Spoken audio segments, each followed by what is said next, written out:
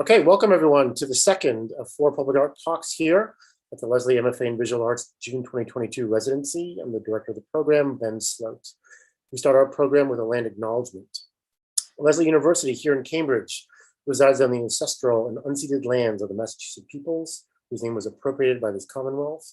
We pay respect to the Massachusetts peoples and their neighbors and Wampanoag and Nipmuc peoples who have stewarded this land for generations, and we offer our appreciation to the lands and waters for sustaining us. Our general thematic for this June 2022 residency is Imagined Worlds, which considers how the landscape of the fantastical and imaginary can be a place of liberation, relief, or expression within the realm of art, but also reflects the increasingly prevalent space of cultural delusion. Our programs began Sunday with the faculty-led panel to panel approaches to graphic narrative, continued yesterday with the mixed media painter Chie Fueki. We continue tomorrow with mixed media artist Candace Lynn, and conclude Thursday with visiting faculty Del M. Hamilton. I hope those watching the YouTube live stream on the front page of our website can join us for those programs. Today's speaker, Sarah Montross, excuse me, is a senior curator of the deCordova Sculptural Park and Museum in Lincoln, Massachusetts.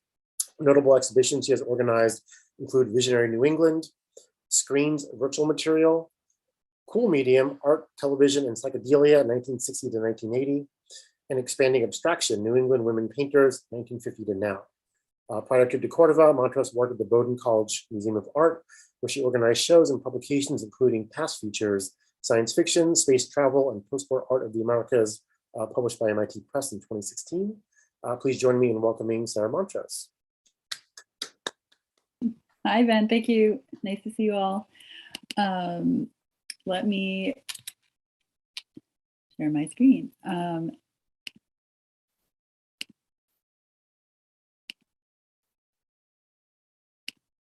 really love the Lsd program, and I really admire Ben and the faculty there. So it's really an honor for me to speak with you all this evening.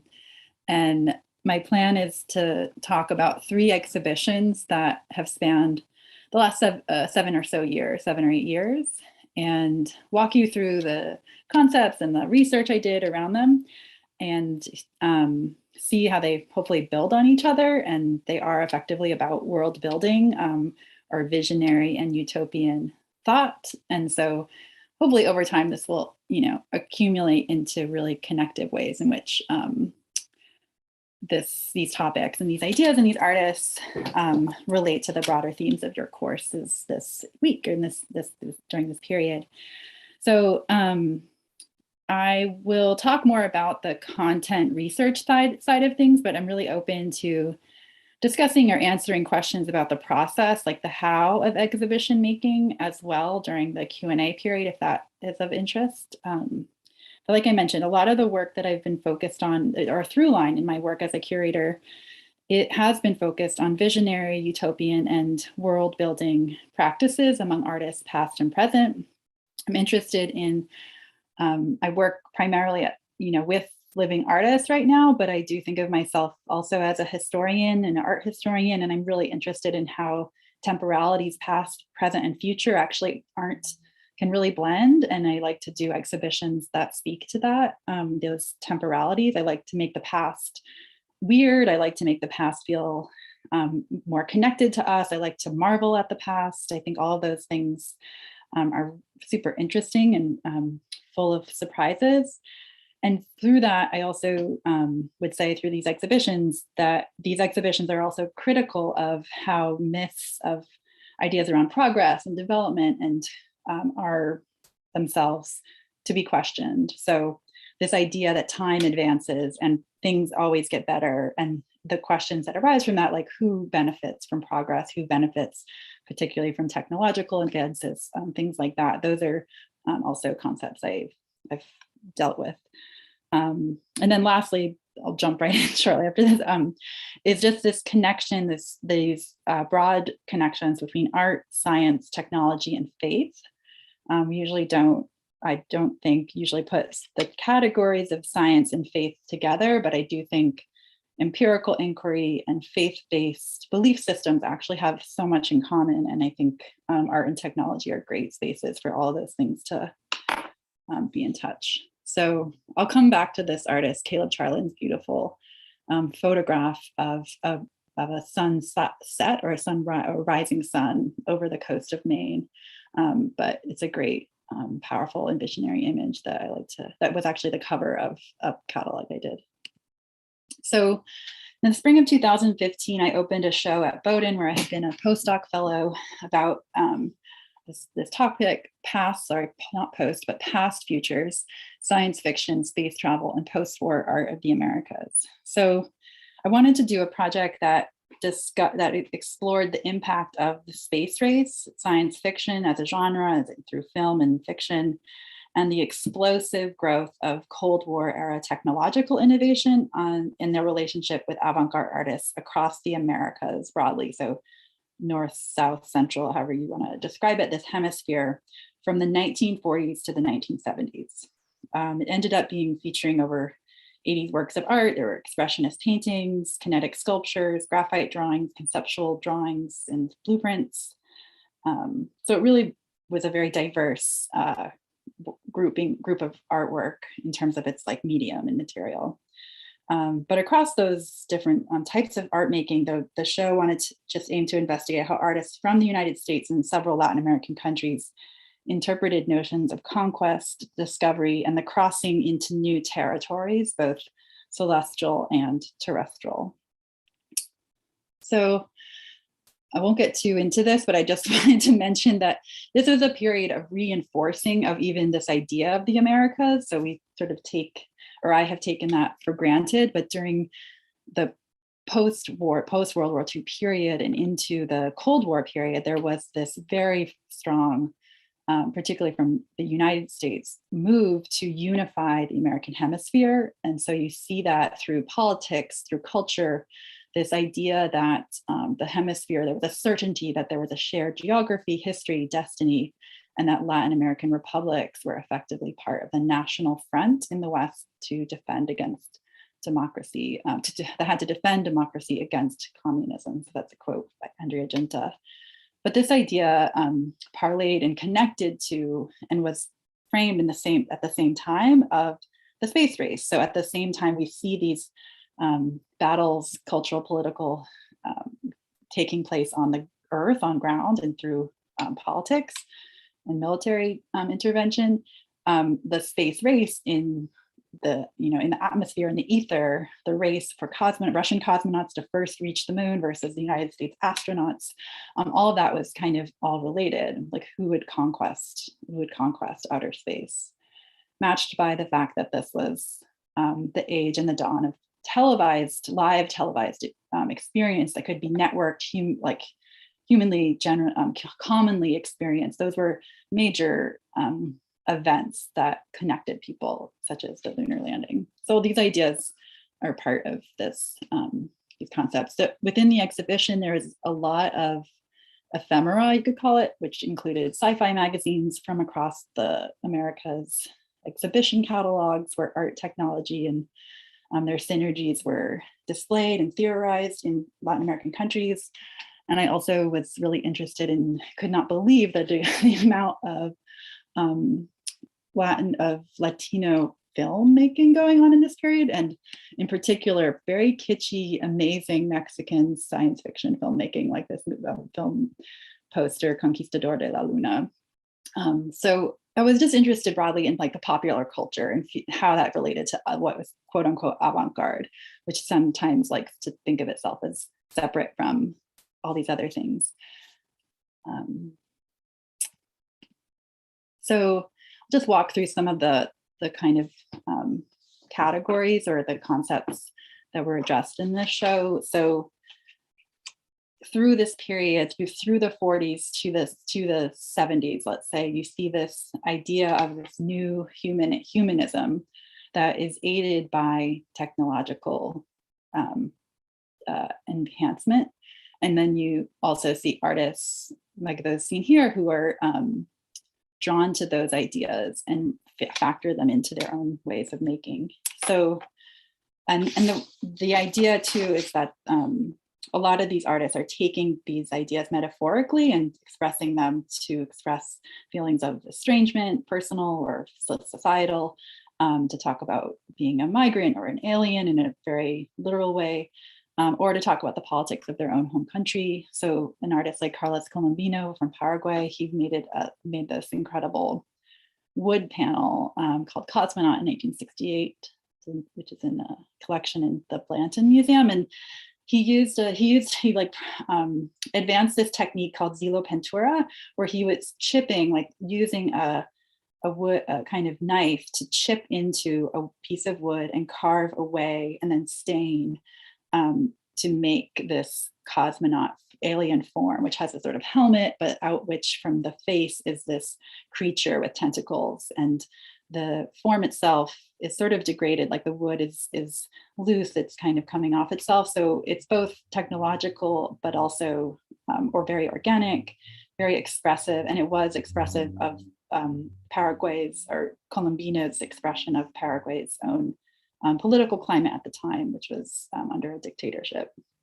Or similarly, or somewhat differently actually, an artist, Juan Downey, who I wrote my dissertation on, a Chilean artist who moved to New York in his early 60s, was really, really drawn to these cyborg paintings. And these are works that like might qualify as kitsch or might qualify as, they might come into these other categories, but Downey becomes really interested not long after making a painting like this, where you see human forms connected to each other through pipes or sort of tubes and other formations. He starts moving into video art and other ways in which actually he starts to literalize the human and the technology that's pictured here. So a movement from like picture into real experimentation with technology starts to happen in his work. So I'll just mention this thinker, Wilhelm Fleischer, because I found his writing really evocative at the time, and also his personal experience in thinking about this idea of the alien. Fleischer himself was Czech-born and left Europe amid World War II. So he fled and moved to Brazil. And he wrote expressively about that sense of, which I'll read here, the cognitive dislocation of the migrant, which he wrote about in science fictional terms. So he writes, distance from one's native country, one realizes that custom and habit are a blanket that covers over reality as it exists. Discovery begins as soon as the blanket is pulled away. Everything then is seen as unusual, monstrous, and unsettling in the true sense of the word. To discover this, one merely has to consider one's own right hand and finger movements from the point of view of, say, a Martian. It becomes an octopus-like monstrosity. So he plainly states the ways in which many artists or many other thinkers, writers are kind of applying the concept of the alien and thinking about the experience of someone traveling, someone in a new location, someone living in exile, which was a constant condition for many people throughout the Cold War period, the years of the Cold War. Especially in the Americas, there's a lot of movement that is derived from both opportunity, but also escape from difficult circumstances and repressive, dangerous circumstances in their home country. So all those ideas are kind of at the background and it's swirling around. The show looked at the ways in which the space race was appreciated by artists, and particularly the televised ways in which the way that it was televised. So this amazing artist, Raquel Forner, made this painting, Astronaut and Witnesses Televised, in which you see these beings that Raquel would paint you'd see this repeated, these kind of alien forms in the bellies of these creatures. So they were like gestating in these like worlds away from ours, other planets and so forth. But these creatures are actually watching, or there is an evocation of a black and white TV within this painting. So like Raquel's paintings would always flip between a very imaginative expression of a future humanity, a future kind of being in outer space, with the actual witnessing of the lunar landing kind of referenced as well. Artists within the show, or who I talk about more in the catalog, actually, we're also kind of mapping on what was found here on Earth, let's say, like the most cataclysmic terrains on Earth, and then mapping their painterly processes onto new depictions of outer space and lunar depictions of of planets and moons that were being transmitted live and in real time back through television and photography. So Dr. Otto, this acclaimed landscape painter, polymath figure, just became really well known for his paintings in the 40s of this amazing, famous volcano called Paracutin in Mexico. And then through time, decades later, he also starts repicturing these craters, these volcanic craters on the moon and other planets as well. And then lastly, I'll just point out this artist, Guila Kosice, who is, sorry, I'm just moving this around a little bit so I can see it, who is a Hungarian-Argentine artist who created in his lifetime, over many decades, a body of work that he imagined called the hydrospatial city. So around in the mid-1940s, but over decades of time, he would make maquettes and wall reliefs and drawings and writings about what the hydrospatial city would be, which is a series of habitats that would be way above our Earth's atmosphere and sustain life in a very philosophical, abstract way, as life as we know it on Earth is no longer sustainable. So he was a really interesting thinker, an environmentalist, you could call him, in a way. And so I featured several of these maquettes, which are pretty ingenious, plastic, plexi, light-filled, and sometimes water-based sculptures in the making of them.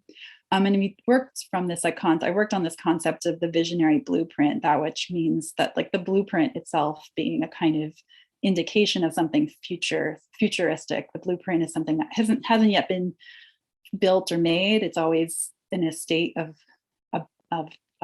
promise, but never maybe finished. But I like that idea of the blueprint. And so in Kosice's case, he did also create not necessarily blueprints, but drawings. And you can see in this case, some of these drawings where tiny little people are pictured in these sort of hovering plastic utopian spaces. And so it's interesting within his own writing, he talks about this idea, even in the 80s. So, the environmental causes are in conversation, but, Kosice is blending this with his own very, very creative and otherworldly thinking about the ways in which the Earth is becoming increasingly contaminated. What do you do with that? Increasingly contaminated and increasingly overpopulated. So he envisioned this human habitat that is, like I said, at a space of thousands of feet above the Earth's surface. And in that same space, humans would achieve a kind of utopian space of living as well. So I'll just point out too that Kosice is such an interesting artist among all of these interesting artists. Alongside and prior to his development of the hydrospatial city, he was developing and really fascinated by water and light and their admixture. So a lot of his work and even writing and study would result in these sculptures that would have light space within them and present a kind of celestial watery realm that you could lose yourself in, which are pretty spectacular. And then the last bit I'll just mention about past futures. So this is just like a tiny sliver of a lot of other artists and ideas within the show. Was I had a kind of end moment. The show is bracketed in time to me between the 40s to the 70s. That kind of to me traced the arc of the lead up to the space race and its climax with the landing on the moon in 1969 and thereafter. But I did feature at the end of it this project to kind of reflect on what the future or what symbols of the future now appear to artists to artists today who were working in recently. So this artist, these two brothers, Ivan Puig and Andres Padilla Domine, conceived of a project called Seft 1. And what that actually was physically and conceptually was a vehicle that could go along roads, but also travel along railways. And it had this kind of futuristic spaceship look to it. And they would position the car and take photographs, meet people. They would play, they would both take interviews of people they met and also play the interviews. And you could access their travels online. They were really interested in the utopian possibility of the railway, actually. So in Mexico in the 19th century, the railway was being built, and it was a connector. It was a promise that would connect Mexico City to the coast, to other parts of the country, to connect rural people into more urban places. And so this idea of connectivity and the wealth that would come out of that was really prominent, and it was a very effective moment. And so you see painters like what you see on the right by Jose Maria Velasco, who painted this symbol of the train and the symbol of its promise, interweaving with this incredible landscape. And the brothers, the Seft Project brothers, recreated compositions exactly like this. But now you see, of course, that the the railway is falling into disrepair. So basically by the 1990s, the train system had become privatized. And in that window of time and thereafter, this connective technological advancement was falling into decay, became something of the past. And so these artists in particular were really interested in what was once an icon of futurity was now a symbol of decay. But these are just some other staged images, amazing images that they took over time, staging their photograph, saving their car within a salt mine, and then a picture of some of the people that they met along the way. And so it's sort of anthropological too. They were kind of talking to and meeting people along this railway to see what the railway even meant to them now. So as I finished that show in 2015 and moved to deCordova, which is a sculpture park, as Ben mentioned, in Lincoln, Massachusetts. And I didn't really know much about New England, but the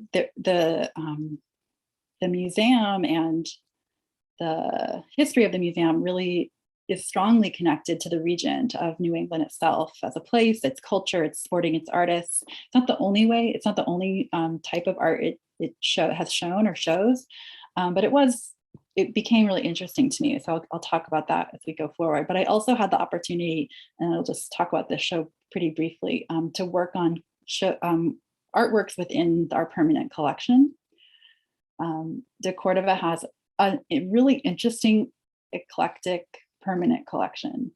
And as I was searching through it in my first few years at deCordova, I became aware of the fact that there were a lot of op art paintings and artworks, a lot of paintings that kind of vibrated and glowed and suggested, an immersion from the 60s and the 70s. So that same kind of sweet spot that the Past Features show was involved with, it also kind of caught my eye. So these are just a few. So I developed a show that kind of advanced and focused on the intersection of art, television, and psychedelia from the 60s to the 80s. And it was a really small show. It just occupied a few galleries, and it wasn't, while it was physically small, I felt it was super fun and interesting. So I'm glad I got to do it. And so I'll talk a little bit about it. But yeah, there's works from our collection. There was monitors that showed related video art that was connected to connected television and psychedelia. There are works that were, optically absorbing, so they would be through color combination and through pattern and repetition. They would trick the eye or create patterns that moved and glowed or created after images. Artists like Jakob Agam, in fact, invented their own kind of media called a gamograph that was effectively like a lenticular process. So as you move from across this picture plane, it changes and moves with you. So your eye and your absorption of these images would be in sync. Or with this work by Charles Biederman, where he's making these wall reliefs, but they through primary colors and very linear shapes, they are suggesting like an orthogonal composition that juts out into your space. So things are like moving in and out of space, basically. And also within this collection, within our collection, I realized there were also works that veered more into the realm of like trippy, hypnotic, potentially like hallucinogenic paintings, or things that suggested that kind of experience. So it crossed my mind that that would be a really interesting angle through which to kind of look at a body of work from our collection. And just to point out, I mean, like op art, as people often call it, is written about. So such an interesting.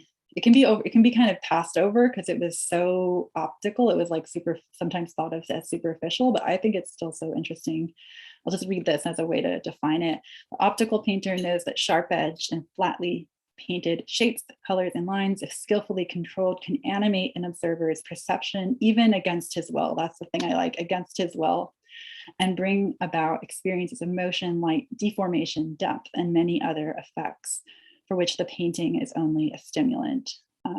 So yeah, I just thought reading about op art and the works within our collection, that idea that the painting was like hypnotizing somebody or pushing someone against their will, absorbing that all founded, I was really drawn to those ideas. Because as I was talking about earlier, that's the same moment that color TV enters the American household. So people really turn on that television and get very absorbed in it. And so as I write here, with its absorbing electronic glow, color television captivated the American public when it entered homes in the 1960s.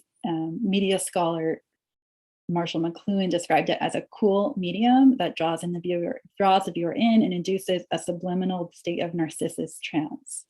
And so this exhibition kind of traced the idea that the television produced a kind of hypnotic property. This intersected with visual art, and it also was a period of time, the 60s to the 80s, when hallucinogenics, psychedelia, LSD, the culture around that were also, the arc of that was also significant. LSD enters into American society in the 50s, 60s, and it actually is not outlawed outright until 1968. So prior to that, there are a lot of different types of uses of LSD and other hallucinogens, but LSD in particular was actually researched by people like Timothy Leary and other researchers. Of course, it went haywire and quite problematic, but like it had a foothold, particularly in Boston, actually. And Boston is also a hotbed for public television. So this connection between that side of it also became local and interesting to me. I won't go into this, but just to point out that the way in which a CRT television works, or the type of TV that people used in these years, does create and is activated by these grill designs. So they create and are based on like 3 primary colors. So people before me, not me, have talked about the way television and op art have affinities.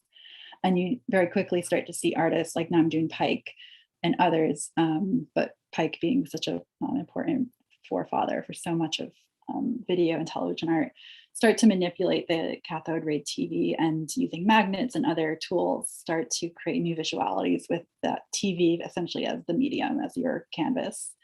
And so you can sort of see this like op art type painting in that. I was really drawn to this artist, Paul Lafley, whose work is in our collection.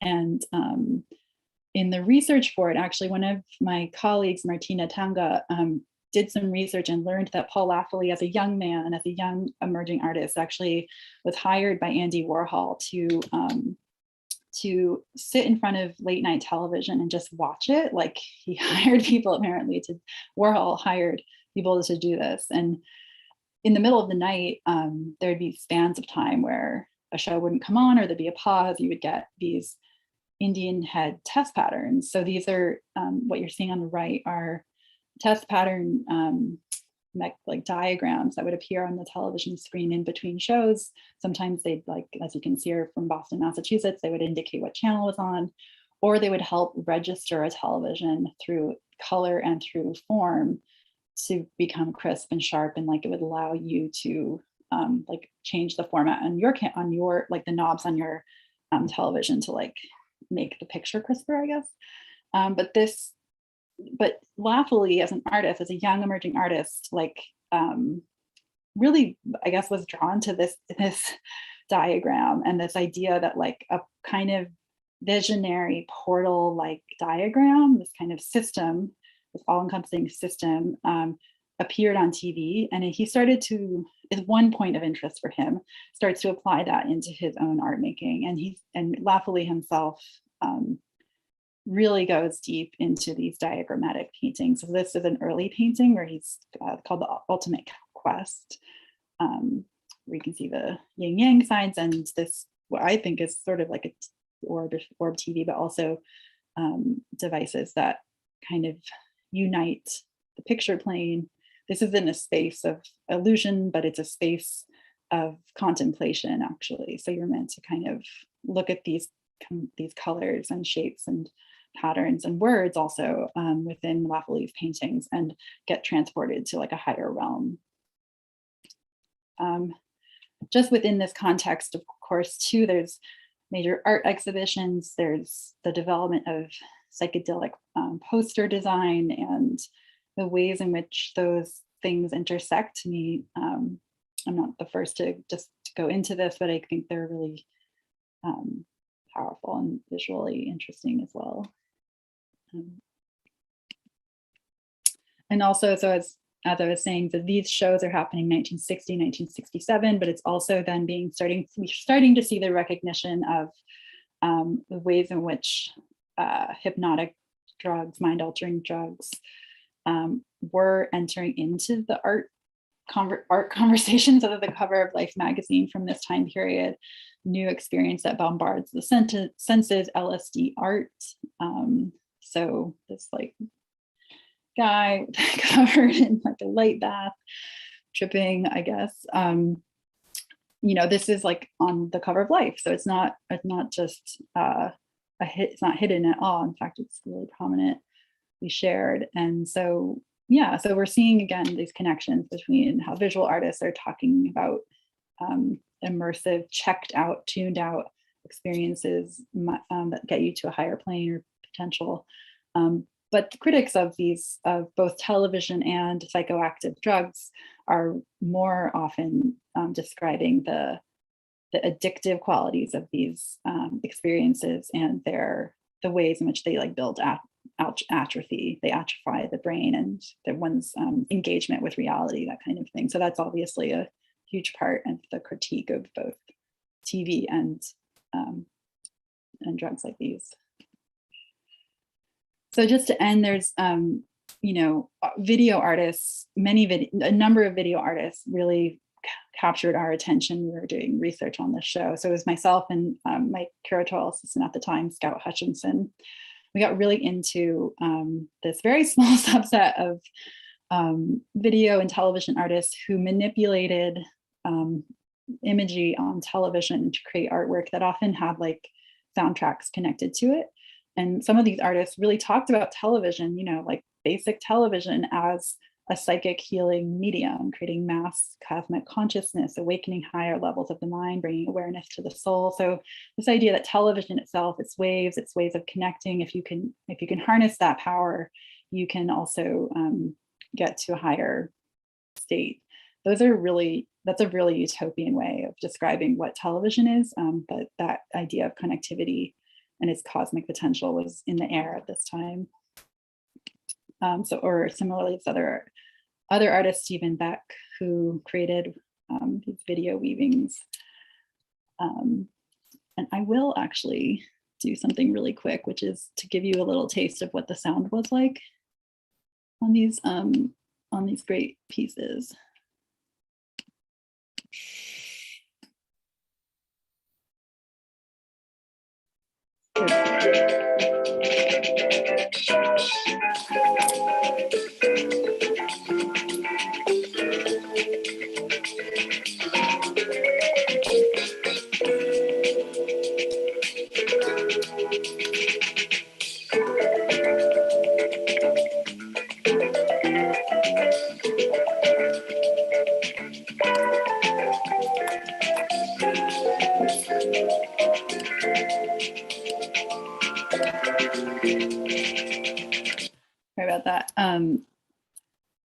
So very jazzy, very, you know, hilarious, I think. But I think that gives you a picture of the kind of like the sound, all of it coming together. And this was the kind of work that you would actually watch on public television, actually. So you could like be flipping through your television channels, like getting from CBS to NBC. Keep in mind, like cable didn't exist at this time. And you might arrive on WGBH and Beck's video Weavings would be playing. And that might be a kind of insertion, kind of avant-garde insertion into this medium, this mass medium. So that brings me to Visionary New England, which had a really different look and feel, but in fact, some of the ideas that both Past Futures and Cool Medium were dealing with continued or just grew, actually. And so I'll show you some examples, some views of this exhibition and talk about some of the artwork in the remaining time that I have. This was a show that, as you can see, it opened in October of 2020. So it's during we're in like month 6 to 8, I can't remember, of the pandemic. And very few people saw it. It was one that I worked on for a long time. So I also just I appreciate sharing it because a lot of people physically didn't get to see it. They weren't able to make it. But there is a book. So for some reason, this is a topic that interests you. There's a catalog that came with it that really deals with this. So by this time in 2020, I've been at deCordova about 5 years, and my interest and my abilities to research specifically around New England, like what is New England? What is this region around me? Had grown a lot. Like I had done a lot of road trips. I had done a lot of research and conversation around that. I'd met a lot of artists by this time, or a number of them.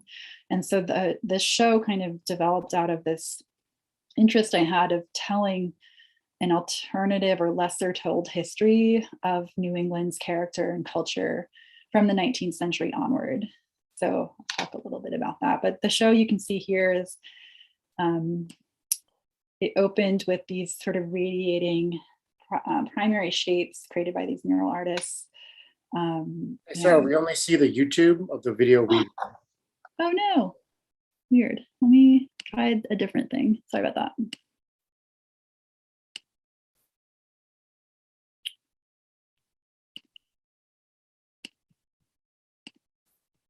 So now? Yes, it's good now. All right, thanks. Yeah, so this was like a get some gallery views. This is a view from one of the main galleries. This show has spanned many galleries, but the main gallery included a lot of like natural wood casework that evoked Shaker furniture and architecture. So it had a very clean, pristine, natural, austere almost look, but also a suggestion of like a world being built. So this very, very structure in the middle of the gallery, which you can see in this first view. This view from here is actually one piece of 4 walls of a house by an artist, Sam Durant. So just visually, just thinking about through exhibition design and through different types of art and the ways you support it through bases, through frames, things like that. That kind of was like an expression, I guess, of what the mood of this show was, like this clean, clear, utopian, bright vision of New York, of New England's moment of period, generations actually. But there were very dark moments too, or visually dark, or more sinister, in fact, as I'll talk about parts of this exhibition. So darker, immersive, contained spaces as well, kind of pictured into the space. And so you can see on the right, that artist I mentioned who watched Andy Warhol's late night TV was hired for that. We had 2 rooms of Paul Lafley's more advanced or mature paintings, which got even more dense with language and symbolism and access essentially to transcendence, and very, very rich and dense and literary actually as well. The show combined past and present very literally. So there were works of art books and materials like posters and other things from the 19th century scattered with beside or shown within clusters within the displays of these artists of our time. So that idea, like I said, of past and present being available within a single space.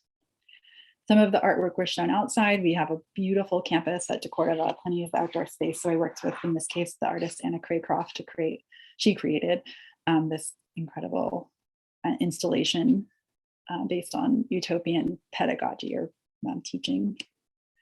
So the premise of this show, which you can read here, which I'll read, is visionary, mystical, and utopian practices are crucial to New England's history and character. So that statement alone, I think, is recognized but not often told. Like, we usually think of New England as a place of the other myths of New England, whether it's the Pilgrim's Landing or Founding Fathers, the Revolutionary War, other things like that, but rarely is there recognition of how active in the 19th century onward in particular there had been a spirit of utopian development and community.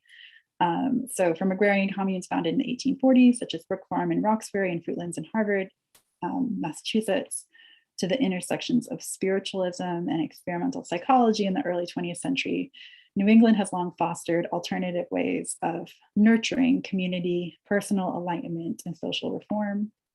And writers, scholars, and artists of this region have united this intimate connection with nature. So like finding the divine within nature, finding one's connection directly to God, essentially, which is often what transcendentalists write about, kind of wove its way into a connection to this kind of search for higher powers or alternate dimensions.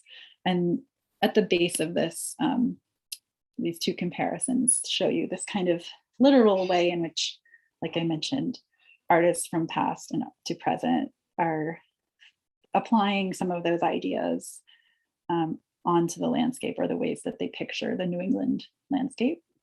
On the left is one of only two known paintings of this community, this communal living property called Brook Farm that was founded in the 1840s, where people lived communally, people worked collectively, like labor was distributed evenly, and everyone lived directly and collaboratively off the land. So it was an attempt for people to step away from the ways in which capitalism and industrialization had sort of taken hold and taken root in society at this time, but very flawed often as well. Like, these societies were short-lived and there was infighting, and as much as they touted equality across the genders or abolition writ large, like there were plenty of ways in which that didn't actually manifest in the ways that were touted. In the research phase of this exhibition, we identified a lot of amazing quote unquote visionary sites and places, and past and present, some of which are still in existence, some are still running and functioning, some where you can visit. If I had to choose one I've never been to, but if you're interested in going way up to the north end of Maine, go to Oregon, where William Reich, a sort of experimental psychologist, founded a campus devoted to his philosophy and this material called organon, which is like a psychic agent ether in the world itself, and it's very wild. So a lot of these places span utopian settlement, spiritualist practice, and other kinds of seekers across the region. And it was our attempt to kind of point this out, that this is really active and it rests within the landscape. It like stays over time. And even though a utopian commune might fail within a year or longer or shorter, those ideas kind of disperse and go elsewhere, and they like stay within this region. So I'll just walk through some of the ideas within this show. I'll have 10 more minutes basically to talk, so I'm not going to get to everything. But I will say that one of the primary concepts of this show, or one of the big thematics, was the idea of animism. Animism is this belief in of forces, conscious, unconscious, within the landscape that govern organic life. So this could be stones, this could be weather, this idea in the most sort of not basic, but just one way of thinking about it is that even a stone has a soul or has a presence. And an idea like this does level humankind. It means humans are not superior entities. They're part of a much wider and interconnected ecosystem. And so by the 19th century, probably earlier, much earlier, of course, by different non-colonist people have this worldview as well. But thinkers like the Transcendentalists were kind of became attached to these ideas. And you can see the ways in which they manifest in writing and images and so forth. So this really odd caricature of Emerson, the writer, as a quote unquote transparent eyeball, loping through the landscape like this really oversized giant.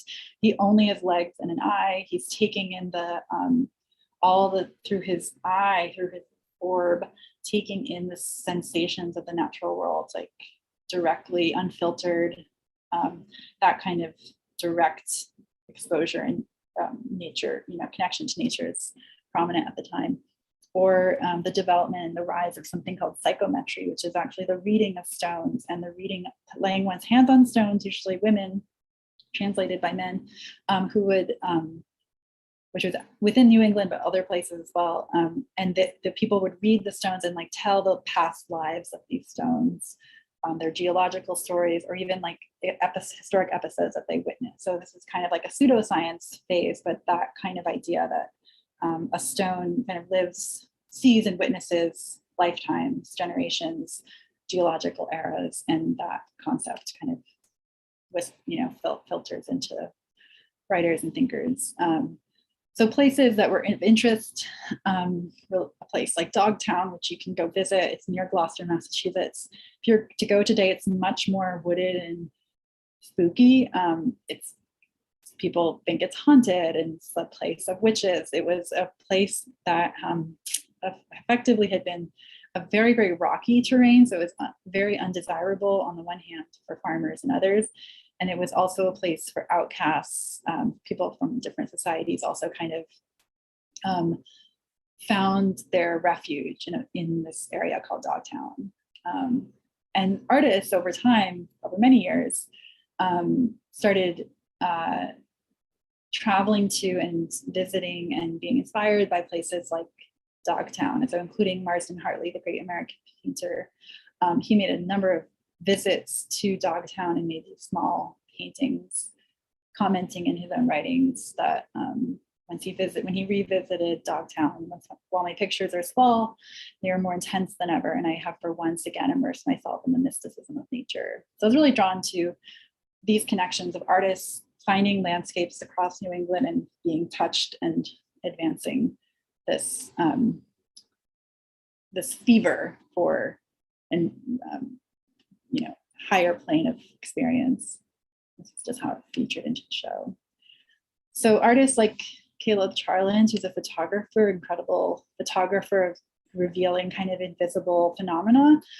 His work was on view within this section. You can see earlier bodies of work where he's taking photographs of and activating them with a different type of light, I guess, where bacteria are turning the world, turning this image into like a cosmic outer space realm. But the pieces that we showed at deCordova included the work on the left. So to create this work, this photograph, Caleb, as you can read, the title displays it out very plainly. So he says, camera placed on my chest while lying on the ground at night for more than 2 hours. So he would lay at night in rural Maine where the stars are really clear with his open lensed camera for more than 2 hours. And what you're seeing is the movement of stars across the sky, and you're also seeing the capturing of his breath. So the up and down movements of in and out. And this representation is almost like seismograph reading of the sky, of like a man's body, his body connected to, and almost like a portrait of himself, his breath, really to me emulated or kind of called to mind these very evocative these very evocative moments from earlier periods, like the transparent eyeball idea, unfiltered connection and immersion, this like dissolve into landscape. Josephine Halverson, really amazing contemporary painter.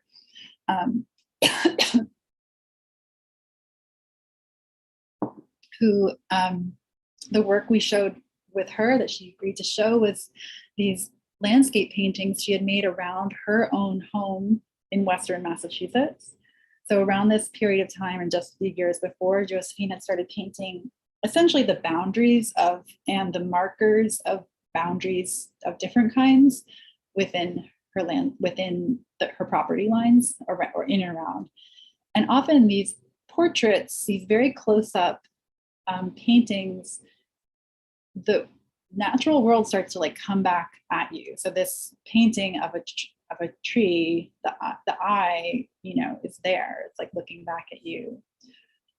Or these ideas of like traces of this juncture, you know, it's both an everyday kind of thing if you're seeing walking through the woods like a birch tree collapsed onto another trunk, but like over time and through the collection of many different views of these kinds of moments, Josephine was kind of mapping this idea of like how nature and then man actually also have created boundaries, thresholds that are continuous and really interconnected and problematic too around even ownership of land itself, keeping people out and so forth.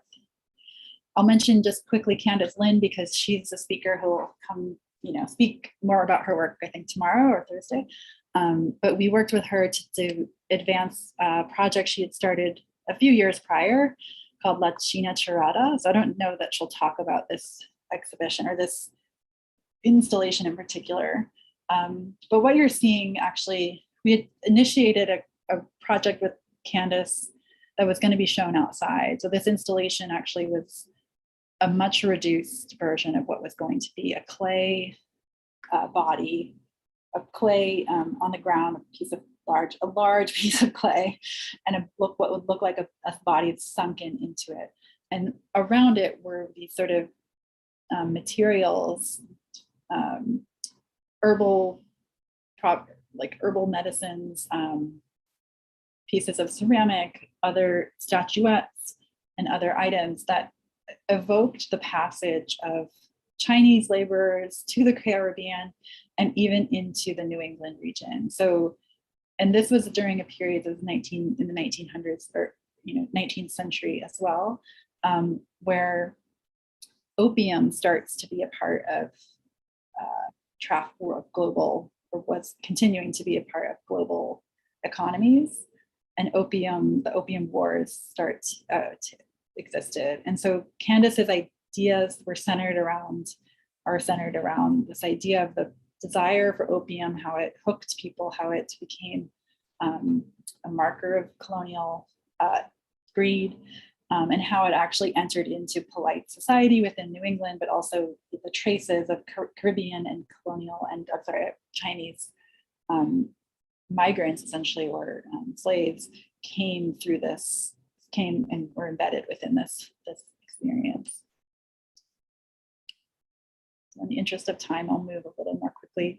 Michael Midor creates these amazing pen and ink drawings of what he describes as pictures of a future world where, due to climate change in particular, life has evolved in such a way that Labrador, this very northerly, like northern Canada landscape, is now flourishing, and there's like new life being activated because of the climate that has arisen in this place. So this is Labrador in 2088, Labrador in 2073.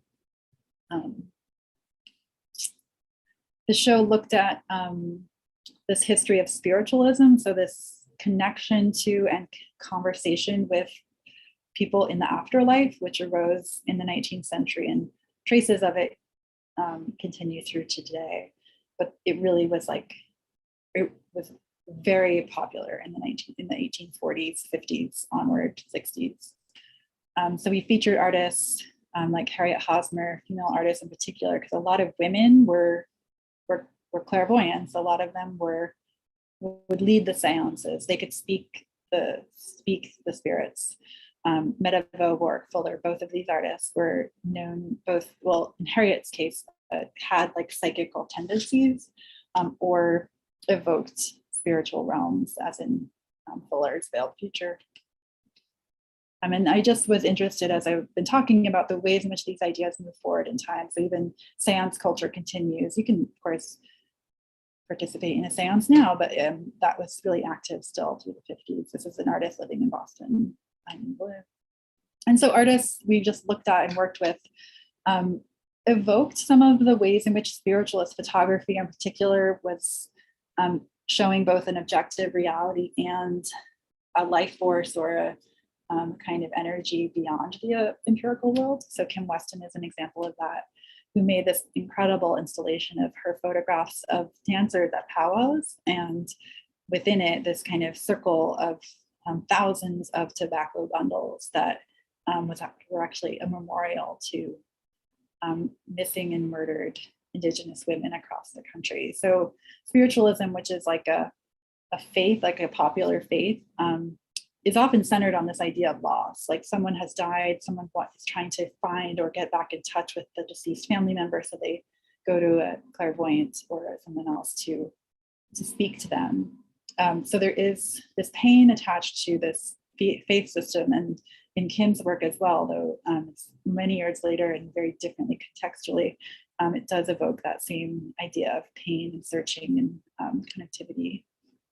In her case, like I said, these are all photographs she took while she was at powwows. She gets very close to the ground. So the music that is, particularly the percussion and the rhythms of the dance that is taking place by firelight usually is captured within her photographs, because she leaves her lenses open just slightly long enough for movement to be like completely fluid in her camera, in her pictures.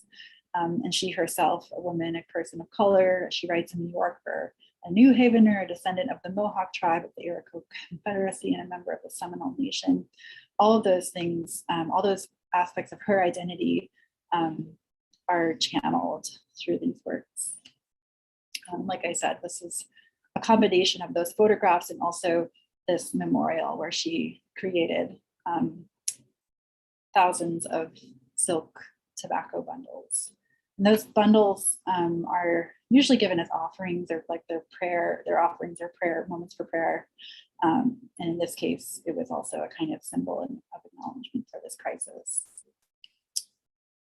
So I'm probably not I'm gonna just flip through the remaining artists to kind of conclude for the day, for the evening, but I'm happy to talk through some of them. So that artist I mentioned, the one who watched late night television, I mean, he really, really embodies the spirit of visionary New England in so many ways. He conceived of something called the Boston Visionary Cell. He painted obsessively these diagrammatic, transcendent paintings with precision and insane connectivity to all kinds of occult thinkers, deep thinkers.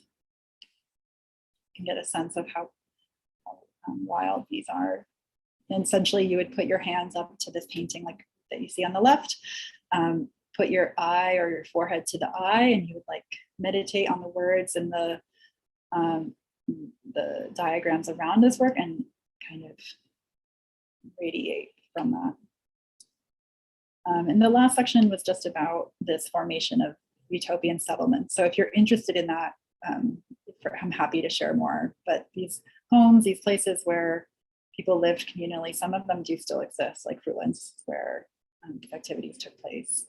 And for me, a lot of these ideas are like prime or like early examples of self-help books, essentially, like how to live healthfully, how to achieve wellness, how to achieve, like wellness culture, essentially. It's like this is early wellness culture. So this is like a chart of how one of these thinkers, Greaves, encouraged people to live in order to live their best life, essentially best for the spirit, nature, love condition. So to achieve this best of life, you would want to live in a pure, balmy atmosphere, only eat ripe, uncooked saccharine fruits, only wear linen robes, live in a tent, an unfixed locality, work in an orchard. You'll see at the bottom, like, what is bad for all nature. You live in a dark, unventilated apartment. You eat cooked foods. You wear tight clothes that don't let you perspire, things like that. So there's very strict ways and ways to improve one's life. And that was really interesting to me that existed. And many of these artists played very perversely, I would say, or differently with those ideas of what utopian thought and the control that utopian thinkers often like impose, like the rules of like how you achieve those things are like completely ridiculous. Like Angela Dufresne is a brilliant painter, and I think some of her work is a kind of surreal utopian sensibility as well. Some of it very idyllic and very sweet, and some of it very sinister as well. Galen Aiken, a self-taught artist actually, but who imagined her own family. So she didn't have a family growing up. She instead invented her own family over time, this whole family of cousins, the Rambili cousins, who she pictured as figures here, large scale as puppets, which we had in the exhibition. And then in these episodes that she would detail, like diary entries of what she pictured here would do constantly with her cousins. Sam Durant, so he's in that central space within this gallery. I won't talk about him in depth right now, just to be mindful of time. And then we had a kind of researcher in residence who was supposed to be at this desk, but during COVID, she wasn't really available. She couldn't really sit at this desk, but this idea of research, of unearthing history, of unearthing particularly female transcendentalist history. So usually transcendentalism is a male-dominated story, but Diana's work for this project and the way she designed it was very focused on the world of women. So many ways in which this project, Visionary New England, was meant to revise or amplify or course correct the ways in which some of these aspects of culture across New England have been told over time. And lastly, a video by Tourmaline, who's a Boston-based artist. So I'm going to stop there, and happy to hear people's questions or move back and forth between images and just, yeah, let it breathe a little. Great. Can we all unmute and give Sarah a round of applause? Thank you so much. If you have questions, please use your raise hand function or put your question in the chat. I guess I'll just kick it off. So Sarah, I'm fascinated by all these three projects seem to kind of go beyond the parameters of lived human experience, like into like a wider imaginative transcendental space. And then art, I guess, becomes the vehicle for that. And so I'm curious how you see art in terms of these wider, almost philosophical positions, and how does that reflect our like the contemporary viewer or the contemporary lived experience? Yeah, I haven't thought of it that way. But I am really drawn into art not existing only for itself. So I think that is showing the connections to other ways of thinking to come through. I'll have to come back to that actually. But I think that basically, that there's such diversity, obviously, within the artwork we're talking about, that there is some commonality. There is a primacy of like visual absorption of different kinds. Like that could be optical or hypnotic or something that like, is pretty out there. And I do think those are like, that can get read as escapist, of course, and out of touch from lived experience. But like so many of these artists are living through extremely difficult conditions, or they're having experiences that are causing them to want to escape. So I think that is grounded actually in a world, in a lived Or maybe it's like it's an embodied practice, I guess is the way I'm thinking of it. And it communicates then with the viewer because it's visualized. And I was so fascinated with this, the Visionary New England, just like the scope of it, the ambition of it, but also the kind of tether to the visual and the architectural and the kind of utopian. That's not purely about literature, which is how most of that is delivered. But I loved how that had this kind of very new dimension that was, for me, like totally refreshing and exciting. Yeah, there's very, as far as I could tell, I'm sure there's plenty of actually examples of this, but there isn't very much been done around the context that connects transcendentalism to, in this specific case, to the visual realm, to artists. There's like one painter, Cranch, who's sometimes told within that story. But the goal for me in that case, also, I did not want to tell the story of transcendentalism again or do a show about transcendentalism at all. In fact, so Visionary meant to like really go beyond. They're like centered. They're part of a much different sort of storyline, actually. So that was a hope.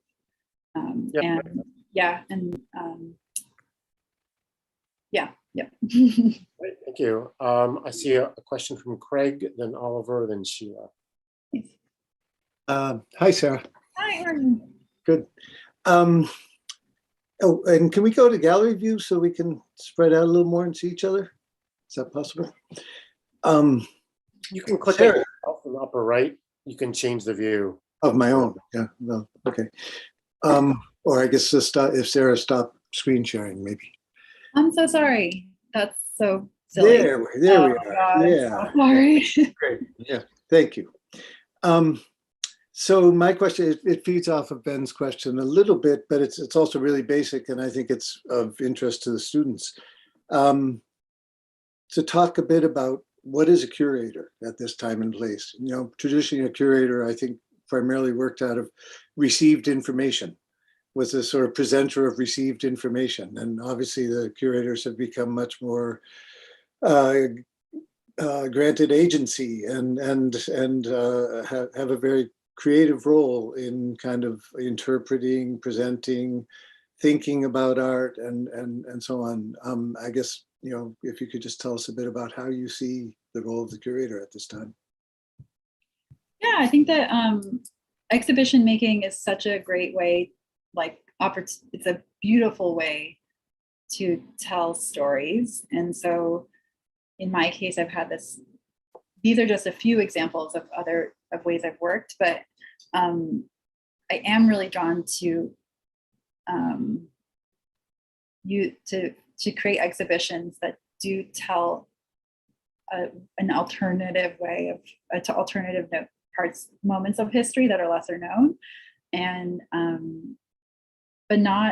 but I am really drawn to very impactful art. So I don't want art to only be the art to make the case of an argument as well. So in the case of Visionary, for example, I, deliberately made sure that the 10 to 12 contemporary artists in that show had a lot of space to show their work, and it didn't, making space for giving space and primacy to the living artists in that show, for example, was important to me, so that history kind of you could find history, but it was really about the paradoxes of these living artists and how they were just talking about their own experiences or their own expressions.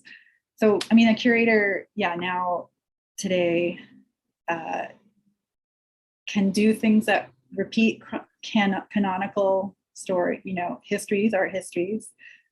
Curators like myself don't look to something else, obviously, and then many others are, and in other projects, contemporary curators, of course, are there to support and care for the vision of an artist. So just simply that alone is like a huge commitment to the support of another artist, to like give them the space and the resources to show their work. So it's all of those things right now. But I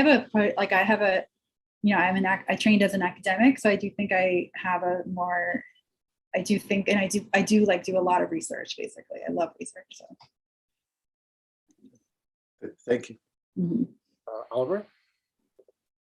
Hi, thank you. That was really great. I'm a big fan of your vision. My question is kind of an extension of both Ben's and Craig's as well, I guess. And I was thinking of it when you were talking about the first show, but maybe it applies to all of the things you show. But I was wondering in the first show, if you considered or if you would have been able to, within the confines of your job and the museum, to really open it up to sort of other science fiction visions at that time that intersected with the Cold War, pulp fiction, and sort of science fiction within popular culture. And to some degree that applies to the second show you did as well. Though you talked about the posters and things like that. But I guess in general, the broader question is, how much leeway do you have with that, and how much are you interested in doing that? Yeah. So with Past Futures, I traveled before, during the research phase, I got to travel. And one of the people I met was this incredible collector of Mexican and Latin American science fiction, all writing all kinds of magazines, culture. I mean, like, his name is Miguel Angel Fernandez, and he, the first time I met him, I could see this library behind him, and it was all Latin American science fiction. So he was incredibly generous and shared for this exhibition. I don't have installed views, but he shared with me a number of pulp magazines from Latin America, and those were displayed. And those were those were what you saw almost like first. You would like walk into the room, you saw this room of Roberto Matta. So like, it's incredible, like, to me, just such a visionary artist, Chilean artist, and on one side, and then this other side was this vitrine of those editions from different places, surrounded by paintings that kind of were more poppy. So I think that, yes, I'm totally I wanted to make those connections, but I don't have the same like passion for them. So I cannot take all that on. Like, I couldn't take it on either. Like, but I'm really interested in cover art. I was really interested in that case. I showed a little bit about that, the ways in which collage is used in bodies inside, humans forming with other technologies, things like that, like literalized through collage and photo collage in particular. So that issue by Jodorowsky, of that one or two issues that he created with another thinker, Rene Robitez, called Chrononauta. Like, science fiction, that journal was like radical poetry, a treatise on science fiction. Like, it was like all these things. It wasn't just pop. It was all these things, essentially. So I was interested in examples like that, which weren't bounded. And yeah, thanks to the so yeah, I think and then similarly with Cool Medium, I benefited from a really amazing private lender and collector of posters, and that included those psychedelic posters. So through research, through some of those connections, we were able to feature that, because I think poster design was really interesting. Graphic design was so powerful at that time. Yeah. I see a question from Sheila and then Laurel.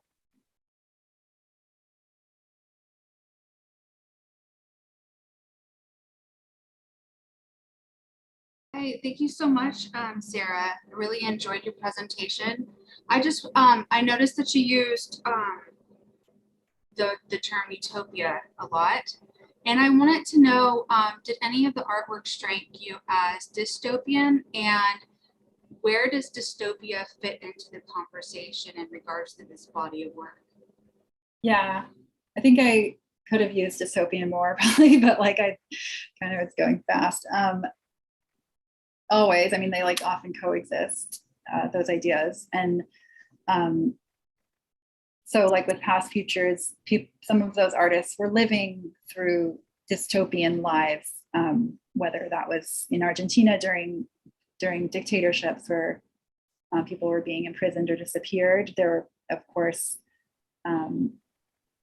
ways in which that was deeply dystopian. And some of the work, I actually didn't show it in this PowerPoint, but some of the work were designs for confinement that looked like a dystopian cell, essentially, and that those were shown next to Guilak Kosic's hydrospatial city.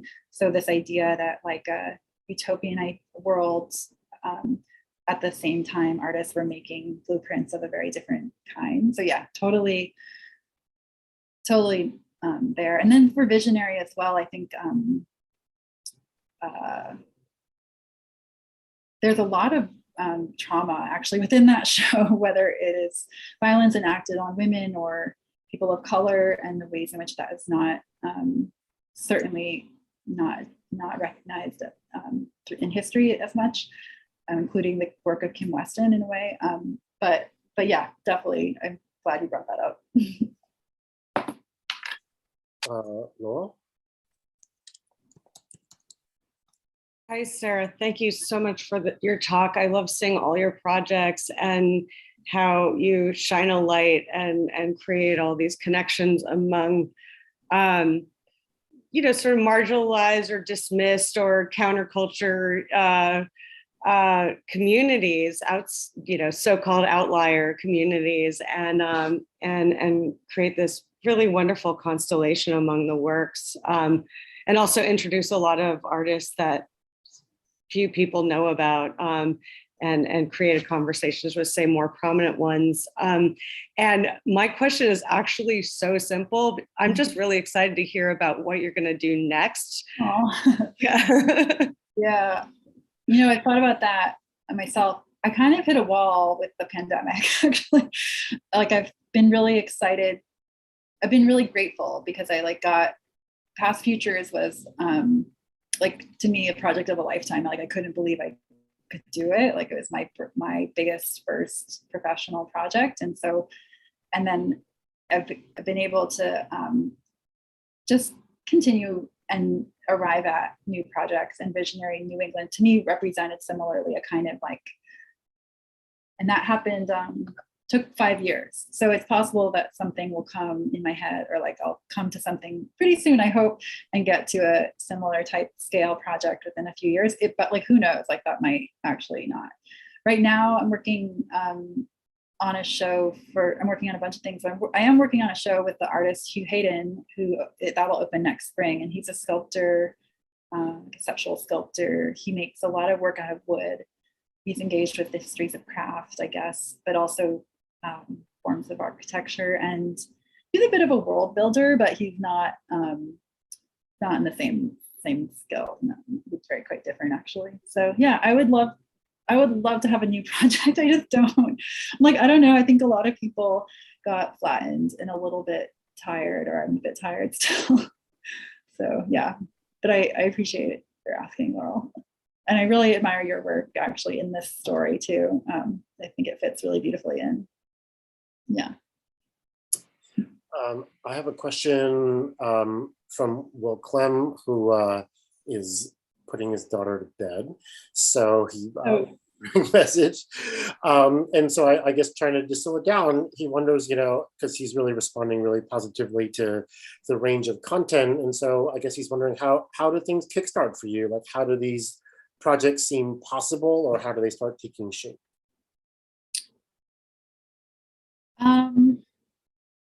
They often start from another project. So like something will linger, like a little idea will come from something big. So I mentioned in the Past Futures show, that one artist who was named Juan Downey, who I mentioned became a video artist. And I had done my whole dissertation and half of my dissertation on Juan's work, primarily focused on his work as a video artist. And I mean, I went like so deep into his work, but I like couldn't see myself. I'd like done enough there. And so as I got to Bowdoin and I was trying to develop this show, I could not get past those really wacky paintings of cosmonauts that were like, their genitals are connected, like they're like totally erotic, technological visions. And they just stuck with me. And so over time, that's where it started, was like a seed of very small, almost like a footnote from the dissertation became, I realized that was the story actually that you could tell, and it was bigger. And I always like, in my case, in this case, and in other cases too, I always really like pre-histories, things that are before the most popular moment. So this idea of, yeah, that kind of came to mind. But partly it was useful to go to Bowdoin because it was a really interdisciplinary place. And so I let go of a lot of constraints completely around what art making or exhibition making or research, my own research should be. And it made me like super happy. So I just pursued it and it made it possible. Great, thank you. But it can be very superficial. Like I think the drawback of that, the like fairly vast periods of time or very diverse media and disciplines and things like that. Like I don't go deep into a lot of them, and I don't have authority on a lot of it, but I do think of the connections across them. I think that's interesting.